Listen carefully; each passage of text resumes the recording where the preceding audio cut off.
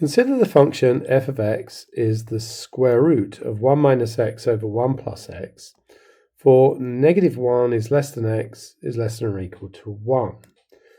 Now, this has to be strictly less than because negative 1 would give us a 0 denominator, and therefore we're going to expect an asymptote at x equals negative 1 for that curve. The function g of x is defined by g of x is r cos x. We want to find the set of values of x for which f of x is greater than or equal to g of x. And I've already plotted the graphs. So the blue one is the f of x and the red one is the g of x.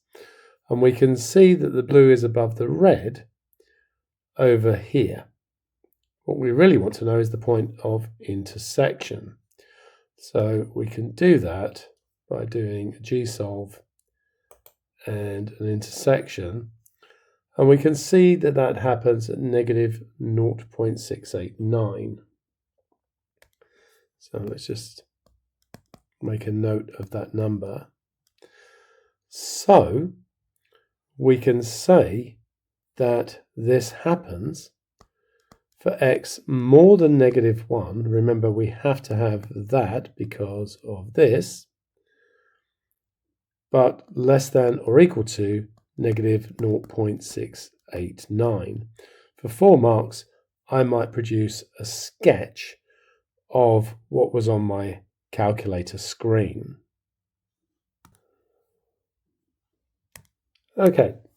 For B part 1, we want to show the inverse function of x is 1 minus x squared over 1 plus x squared. So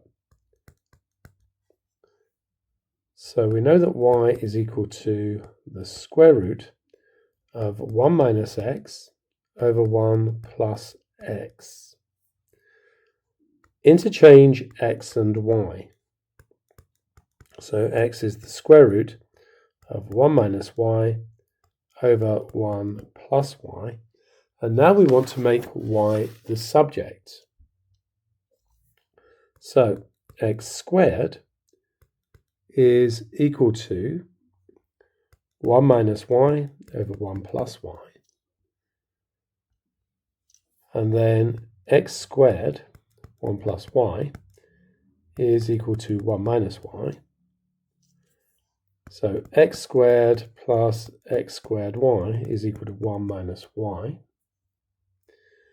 And bringing all the y's to one side, we've got x squared y plus y.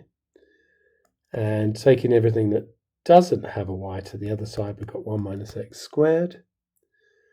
And so y, x squared plus 1, is 1 minus x squared,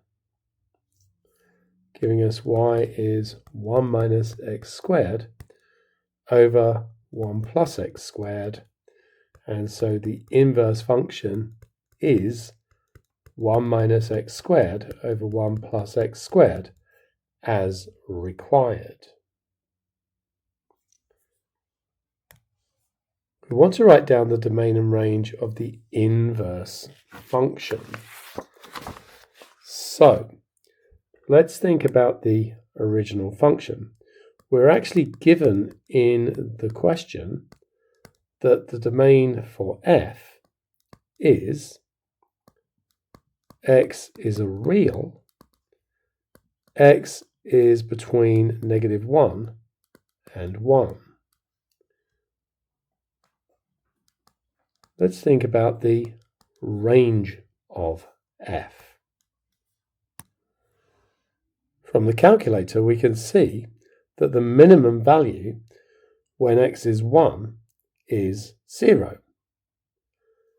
And so we can say y is a real, y is greater than or equal to 0.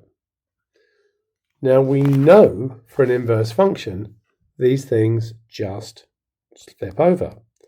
So for the inverse, the domain for the inverse is going to be the same as the range for the original function, just with x instead of y. And then the range for the inverse is going to be the domain for the original function, just with y instead of x.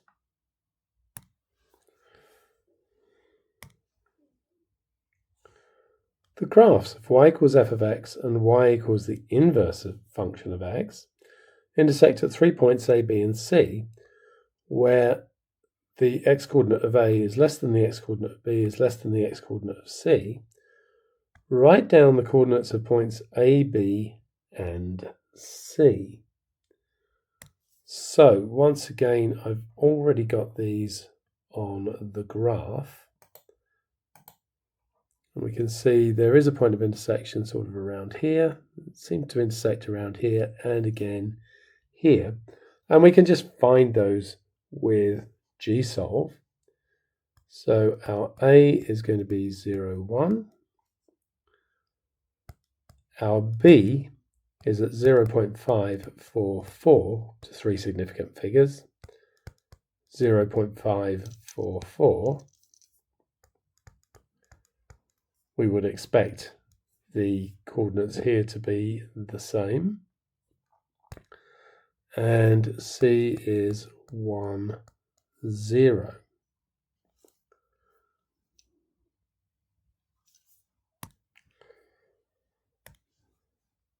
The area enclosed by the graphs of y equals f of x and y equals the inverse function of x between the points A and B is rotated 2 pi about the x-axis. We want to find the volume of the solid formed. Just to look on the calculator, we are talking about this section here between the intersect at the y-axis and the 0.5441. So we know our formula for volume of revolution is V is equal to pi times the integral of y squared dx. Here we're going to have pi. Now let's just look back at the calculator. And we can see in that region it appears that the red, which is the inverse function, is above the blue. So we're going to have the integral from 0 to 0.544 of 1 minus x squared over 1 plus x squared dx. And that would be the volume enclosed by the inverse function, which was the red one. And then take away pi times the integral from 0 to 0.544 of the square root of 1 minus x over 1 plus x squared dx. And you can just evaluate that on the calculator. There's only 4 marks. To actually do these integrals is quite difficult. And so you are expected just to do it on the calculator, and the answer will be 0.196 to 3 significant figures.